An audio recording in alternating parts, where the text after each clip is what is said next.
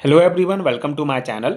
आज हम इस वीडियो में मैग्नेटिक सक्सेप्टिबिलिटी डिटरमाइन करने का एक और important method Bhatnagar Mathur method के बारे में डिटेल में डिस्कस करेंगे। इसका बेसिक प्रिंसिपल एंड इंस्ट्रूमेंट को समझेंगे एंड इस टॉपिक का प्रॉपर हैंडरिटन नोट्स आपको प्रोवाइड करूंगा जो आपके BSc and MSc semester exams के लिए बहुत यूजफुल होगा। तो स्टार्ट करते हैं इसके बेसिक इंट्रोडक्शन से, बेसिक कॉन्सेप्ट से। So this method is a magnetic balance technique used to determine the magnetic susceptibility of paramagnetic and diamagnetic substances. It is based on the fact that when a material is placed in a non-uniform magnetic field, it experiences a magnetic force. By measuring this force, the magnetic susceptibility of the sample can be calculated. तो ये basic introduction है। ये proper notes मैं आपको theory exam के perspective से provide कर रहा हूँ, तो आपको थ्योरी में ये सब लिखना होगा। तो अगर हम कॉन्सेप्ट देखें तो भटनागर माथुर मेथड एक मैग्नेटिक बैलेंस टेक्निक है जिसका यूज किसी भी पैरामैग्नेटिक या डायमैग्नेटिक सब्सटेंस की मैग्नेटिक सक्सेप्टिबिलिटी, जिसको काई से डिनोट किया जाता है, उसको डिटरमाइन करने के लिए यूज किया जाता है। इस मेथड का बेसिक कॉन्सेप्ट ये है, बेसिक आइडिया ये है कि जब किसी मटेरियल को, कोई भी सब्सटेंस को जब हम किसी नॉन यूनिफॉर्म मैग्नेटिक फील्ड में रखते हैं तो उस पर एक मैग्नेटिक फोर्स एक्ट करता है। इसी फोर्स को मेजर करके हम इस मटेरियल की मैग्नेटिक सब्सेबिलिटी को कैलकुलेट करते हैं। ठीक है, तो ये इसका बेसिक कॉन्सेप्ट है, बेसिक आइडिया है कि किसी भी मटेरियल को नॉन यूनिफॉर्म मैग्नेटिक फील्ड में रखा जाता है, उस पर एक मैग्नेटिक फोर्स काम करता है और इसी फोर्स को हम मेजर करते हैं, जिससे फिर हम इस सब्सटेंस का मैग्नेटिक सक्सेप्टिबिलिटी डिटरमाइन करते हैं। तो ये बेसिक कॉन्सेप्ट हो गया। यहाँ पे कुछ इंपॉर्टेंट टर्म्स आपको देखने को मिल रहे होंगे, जैसे कि मैग्नेटिक सक्सेप्टिबिलिटी क्या है, नॉन यूनिफॉर्म मैग्नेटिक फील्ड क्या है। तो मैग्नेटिक सक्सेप्टिबिलिटी बेसिकली इसका मतलब है कि कोई सब्सटेंस मैग्नेटिक फील्ड में कितना मैग्नेटाइज हो सकता है, उसका जो क्षमता होता है उसको मैग्नेटिक सक्सेप्टिबिलिटी से डिनोट किया जाता है। मतलब किसी भी सब्सटेंस का मैग्नेटिक फील्ड में मैग्नेटाइज होने की एबिलिटी को मैग्नेटिक सक्सेप्टिबिलिटी कहते हैं। ठीक है, और यहाँ पे जो नॉन यूनिफॉर्म मैग्नेटिक फील्ड है, इसका मतलब ये है कि मैग्नेटिक फील्ड हर जगह सेम नहीं होता है। किसी जगह पर फील्ड ज़्यादा होता है और किसी जगह पर कम होता है, और इसी डिफरेंस की वजह से सैंपल पर मैग्नेटिक फोर्स लगता है। ठीक है, तो ये दो इंपॉर्टेंट टर्म्स आप ध्यान रखेंगे और ये हमारा बेसिक हो गया। अब इसके प्रिंसिपल को हम समझते हैं। So on placing a substance in a magnetic field, this difference in weight can be observe. The difference in the weight can be use to calculate force acting on the material. ठीक है, सो इसका basic principle ये है कि जब sample को magnetic field में रखा जाता है तो उस पर मैग्नेटिक फोर्स लगती है और इस फोर्स की वजह से सैंपल की जो वेट है उसमें थोड़ा सा चेंज आ जाता है। और यही जो वेट का जो डिफरेंस होता है, इसको हम मेजर करते हैं और वेट में आए इस चेंज चेंज को जो है हम मैग्नेटिक फील्ड, मैग्नेटिक मतलब जो चेंज हमको डिफरेंस प्राप्त होता है उससे हम मैग्नेटिक फोर्स निकालते हैं और उस फोर्स की सहायता से हम मैग्नेटिक सक्सेप्टिबिलिटी डिटरमाइन करते हैं। ठीक है, तो यहाँ पे हमारा जो फर्स्ट इक्वेशन जो हमको प्राप्त होता है वो F equal to del M G होता है, जहाँ पे F हमारा वो मैग्नेटिक फोर्स को डिनोट करता है और ये डेल एम जो है ये जो वेट में जो चेंज होता है उसको डिनोट करता है। एंड ये जी जो होता है ये एक्सेलरेशन होता है ड्यू टू ग्रेविटी। ठीक है, तो इस ये जो इक्वेशन है इसका ओवरऑल मीनिंग ये है कि जितना वेट चेंज होगा उतनी ही मैग्नेटिक फोर्स सैंपल पर एक्ट कर रहा होगा। ठीक है, तो F equal to del M G हमारा फर्स्ट इक्वेशन है। Now if the displacement of the spring is determined by hanging the tube from a spring wire in place of the load, then the force will be calculated. ठीक है, तो अब यहाँ पे हम इसका प्रैक्टिकल सेटअप अगर हम समझने की कोशिश करें तो इस मेथड का सैंपल, इस मेथड का जो सैंपल है उसको हम एक ग्लास ट्यूब में भर कर लेते हैं एंड स्प्रिंग वायर से इसको हैंग किया जाता है। आगे हम जब इसका इंस्ट्रूमेंट देखेंगे तो आपको समझ में आएगा। तो जब हम स्प्रिंग से जो सैंपल है उसको जब टांग देते हैं और जब हम मैग्नेट ऑन करते हैं तो सैंपल पर मैग्नेटिक फोर्स लगती है और स्प्रिंग थोड़ी सी स्ट्रेच या कंप्रेस हो जाती है। सो स्प्रिंग के इस डिस्प्लेसमेंट को मेजर करके हम मैग्नेटिक फोर्स डिटरमाइन करते हैं। तो ये जो हमारा इक्वेशन है ये बेसिकली फोर्स इक्वेशन है।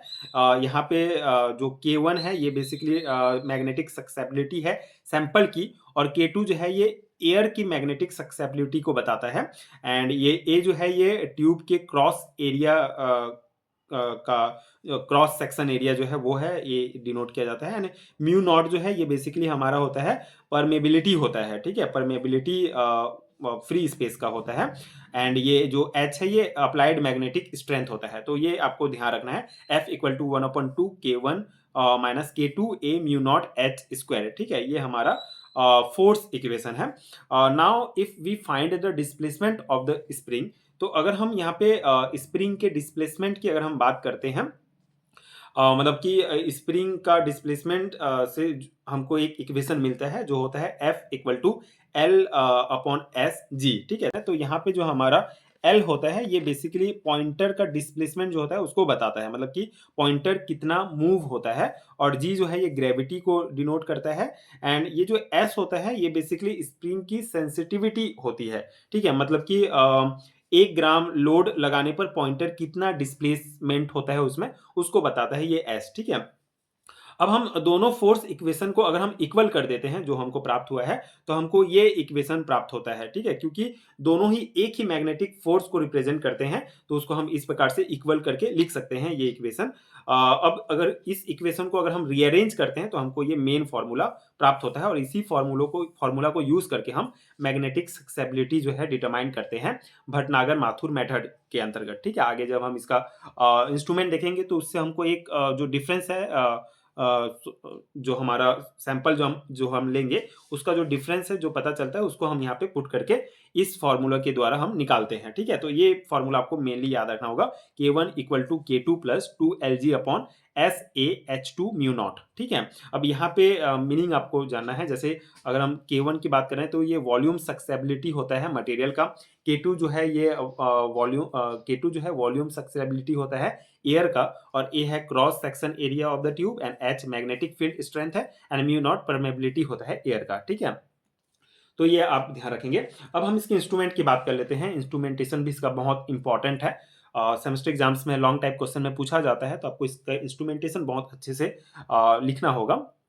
तो अगर हम इंस्ट्रूमेंट की बात करें तो ये आप जो डायग्राम देख रहे हैं ये है, इसके एक एक जो पार्ट्स हैं उसको हम देख लेते हैं। जैसे सबसे पहले यहाँ पे जो आप देख रहे हैं वो है ब्रास हुक, ठीक है। तो ये जो ब्रास हुक होता है सबसे ऊपर लगा होता है, और इसका काम जो है पूरे इंस्ट्रूमेंट को सपोर्ट देना होता है, और इसी हुक से जो है आप देख सकते हैं इस स्प्रिंग को जो है लटकाया जाता है। अब ये जो स्प्रिंग है ये सिल्वर स्प्रिंग होता है। ये बेसिकली जो ब्रास हुक है उससे नीचे ये स्प्रिंग सिल्वर स्प्रिंग लटकी रहती है, और ये इंस्ट्रूमेंट का सबसे इंपॉर्टेंट भाग होता है, ठीक है। जब सैंपल पर मैग्नेटिक फोर्स लगती है तो स्प्रिंग थोड़ी सी यहाँ ये जो स्प्रिंग है यही स्ट्रेच होता है या कंप्रेस होता है, ठीक है। तो जब मैग्नेटिक फोर्स लगती है तो ये जो स्प्रिंग है यही जो है कंप्रेस या स्ट्रेच होता है, और इसी डिस्प्लेसमेंट को मेजर करके मैग्नेटिक फोर्स और फिर मैग्नेटिक सक्सेबिलिटी जो हम कैलकुलेट करते हैं। अब यहाँ पे आप पॉइंटर एंड स्केल देख रहे होंगे, तो स्प्रिंग के साथ एक पॉइंटर लगा होता है ये, एंड ये जो स्केल है ये बेसिकली ये जो स्केल है इसके सामने ये पॉइंटर जो है मूव करता है। तो जब स्प्रिंग जो है वो स्ट्रेच होती है तो पॉइंटर भी मूव करता है, और स्केल की हेल्प से पॉइंटर का डिस्प्लेसमेंट जो है एक्यूरेटली हम रीड कर सकते हैं, ठीक है। मतलब स्प्रिंग के साथ ये पॉइंटर जुड़ा रहता है, तो स्प्रिंग अगर ऊपर नीचे होगा, कंप्रेस होगा, स्ट्रेच होगा, तो उस टाइम ये पॉइंटर भी जो है आगे पीछे होगा, और एक एग्जैक्ट हमको देगा कि स्केल के कौन से भाग पे ये रुक रहा है, जिससे हम एग्जैक्टली जो है डाटा निकाल सकते हैं, ठीक है। ये इंस्ट्रूमेंट है। यहाँ पे अगर हम सैंपल ट्यूब की बात करें जहाँ पे हमारा सब्सटेंस रहता है, ये बेसिकली ये सैंपल ट्यूब कांच की एक ट्यूब होती है जिसमें सैंपल भरा जाता है, और यहाँ ये जो सैंपल है ये पाउडर या लिक्विड दोनों हो सकता है, ठीक है। एक ट्यूब है तो इसमें पाउडर या लिक्विड फॉर्म दोनों में हम सब्सटेंस भर सकते हैं इसमें। बस ट्यूब को जो है फिक्स मार्क तक फिल किया जाता है ताकि एक्सपेरिमेंट में सैंपल की क्वांटिटी जो है वो सेम रहे। तो यहाँ पे एक फिक्स मार्क रहती है, वहां तक हमको सैंपल को भरना होता है। इस इंस्ट्रूमेंट में एक और इम्पॉर्टेंट पार्ट होता है इलेक्ट्रोमैग्नेट। तो इलेक्ट्रोमैग्नेट ट्यूब के सबसे निचला हिस्सा होता है, और ये बेसिकली नॉर्थ साउथ पोल के बीच में ये रखा जाता है ये इलेक्ट्रोमैग्नेट। तो ये बेसिक इसका इंस्ट्रूमेंट का पार्ट है, आप ध्यान रखेंगे। अब इसकी मेथड की अगर हम बात करें तो the sample is filled up to the mark, and the pointer reading is taken first without the magnetic field, and then with the magnetic field the difference between the to reading displacement is substituted into the given formula to determine the magnetic susceptibility of the substance। ठीक है, तो यहाँ पे अगर हम method की बात करें तो सबसे पहले क्या करेंगे, हमको सैंपल ट्यूब में जो है जो मार्क दिया रहेगा वहां तक सब्सटेंस को फिल करेंगे। उसके बाद स्प्रिंग से इसको लटका दिया जाता है, जैसे आप इंस्ट्रूमेंट में देख रहे हैं। अब जो है सबसे पहला जब हम मेजर करेंगे इसका वेट, तो उस टाइम मैग्नेट जो है ऑफ रहेगा। ठीक है, इलेक्ट्रोमैग्नेट को हम ऑफ रखते हैं और फिर पॉइंटर का जो इनिशियल रीडिंग रहेगा, मतलब सैंपल भरने के बाद पॉइंटर स्केल के जिस पॉइंट पे रुकेगा उसको हम नोट कर लेते हैं। इसके बाद फिर ये जो इलेक्ट्रोमैग्नेट है इसको ऑन कर देते हैं, तो मैग्नेटिक फील्ड जनरेट होता है यहाँ पे और सैंपल पर मैग्नेटिक फोर्स लगती है। ठीक है, अगर सैंपल, ठीक है, इससे ये भटनागर माथुर मेथड का इंपॉर्टेंस क्या है कि हम इससे जो है पैरामैग्नेटिक सब्सटेंस है या डायमैग्नेटिक सब्सटेंस है ये पता कर सकते हैं। तो अगर हमारा सैंपल जो है पैरामैग्नेटिक होगा तो स्ट्रॉन्गर मैग्नेटिक फील्ड की तरफ अट्रैक्ट होगा। मतलब ये जो अगर हम इलेक्ट्रोमैग्नेटिक फील्ड में इसको रख रहे हैं, अगर ऑन करते हैं, तो अगर ये पैरामैग्नेटिक सब्सटेंस है तो ये अट्रैक्ट होगा, ये जो नॉर्थ एन एस जो चुंबक लगा हुआ है इसकी तरफ अट्रैक्ट होगा। तो अट्रैक्ट होगा मतलब नीचे आएगा, तो ये क्या होगा, स्प्रिंग जो है वो स्ट्रेच हो जाएगा। ठीक है, और अगर हमारा सैंपल जो है वो डायमैग्नेटिक है तो मैग्नेटिक फील्ड से रिपेल होगा, मतलब ये ऊपर जाएगा, मतलब स्प्रिंग जो है वो कंप्रेस हो जाएगा। ठीक है, समझ में आ रहा है आपको? हमने मैग्नेटिक बिहेवियर में समझा था डायमैग्नेटिक एंड पैरामैग्नेटिक सब्सटेंस क्या होते हैं।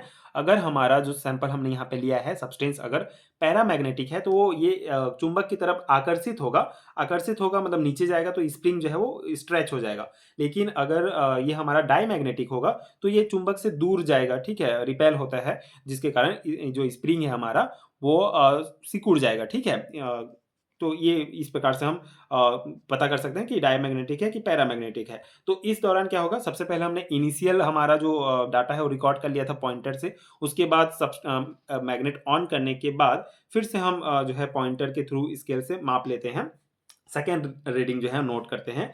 फिर उसके बाद इनिशियल रीडिंग जो हमने लिया था और फाइनल रीडिंग जो है उसका डिफरेंस जो है वो डिस्प्लेसमेंट कहलाता है। और इस डिस्प्लेसमेंट की वैल्यू को जो है हम फाइनल फार्मूला में सब्सटीट्यूट करते हैं। जो फार्मूला हमने पीछे देखा था, ये वाला जो फार्मूला है, इसमें हम डिफरेंस को सब्सटीट्यूट करते हैं और सैंपल की वॉल्यूम मैग्नेटिक सब्सेबिलिटी जो है हम कैलकुलेट कर सकते हैं।